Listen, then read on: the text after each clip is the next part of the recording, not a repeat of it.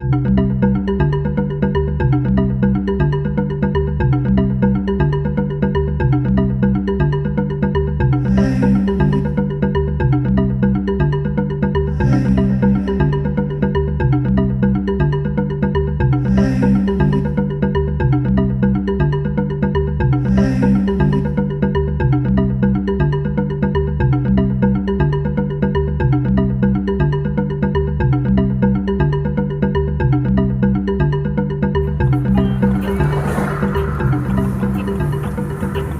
road has been long, it has been hard, but giving up is not an option in the work that we do, and the struggle must continue.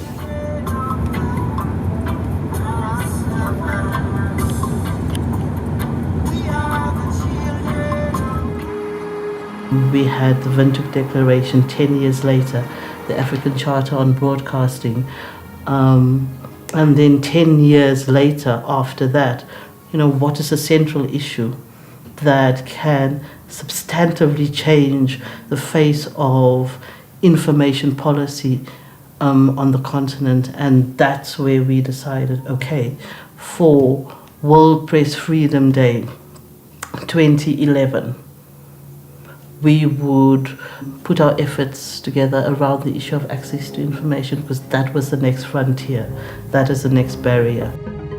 For the longest of time, we had come to recognize access to information, or the right to information, as part of the freedom of expression, which in itself was seen as something only relevant to the media. This call to have international recognition of the right to know, the right to information.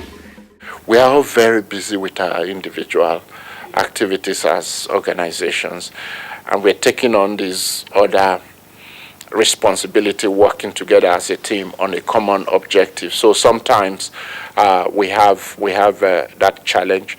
The other challenge is, how do we effectively represent a continent? Nous travaillons chacun de son côté sur ces questions-là depuis certains 20 ans, d'autres 30 ans, d'autres plus.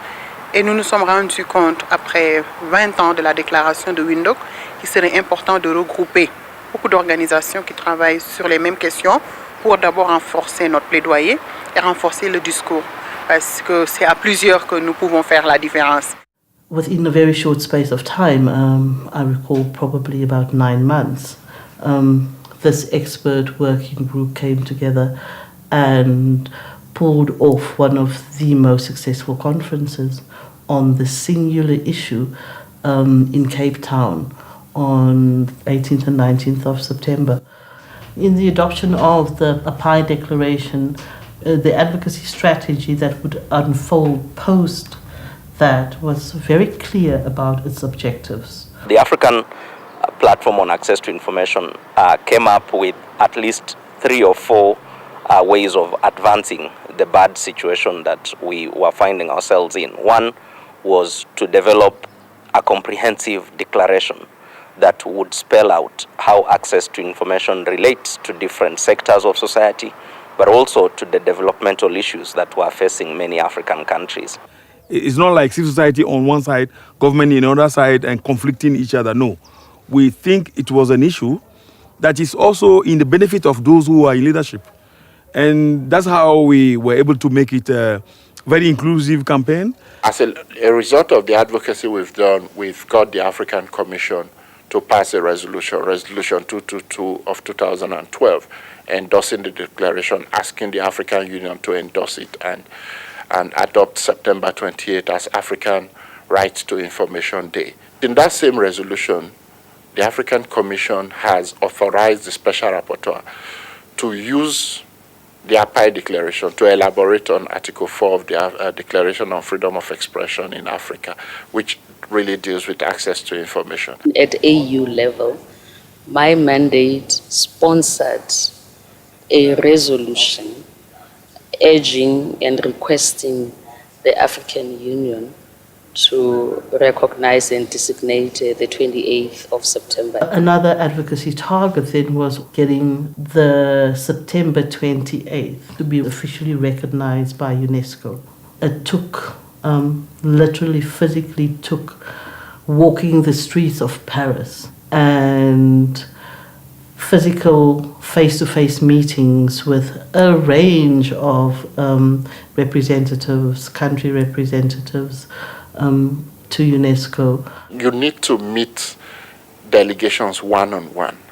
And we're talking about nearly 200 member states of UNESCO to be engaged. So it's not a small task. So what keeps us going is because we are optimistic, because we believe that access to information is for development.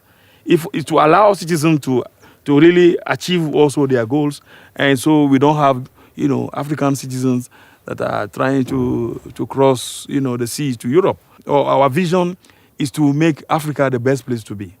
To see that Africa is able to say we are not lagging behind, we are able to mobilize the world into observing this very important right.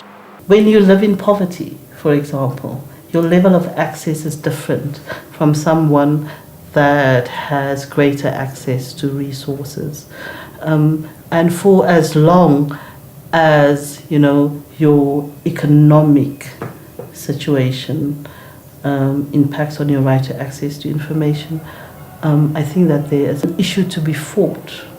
I have been tempted to give up, but I don't know. I just feel, coming from a country like Nigeria, which is so rich and yet its people are so poor, that we can't remain that way. We can't let a few dozen people corner the resources of 170 million people. It just doesn't make sense. So something drives you to continue. See, the impetus that was being created by this movement that had now developed on the continent was such that it also energized the African countries that eventually pushed for the adoption of that resolution within UNESCO. Well, subsequently now, it is officially recognized as the International Day for Universal Access to Information. And we think by beginning to observe this day, we would be able to bring together youth, adults, pensioners, workers, to all understand that with information, you're able to live a life that is better than that person who doesn't have information.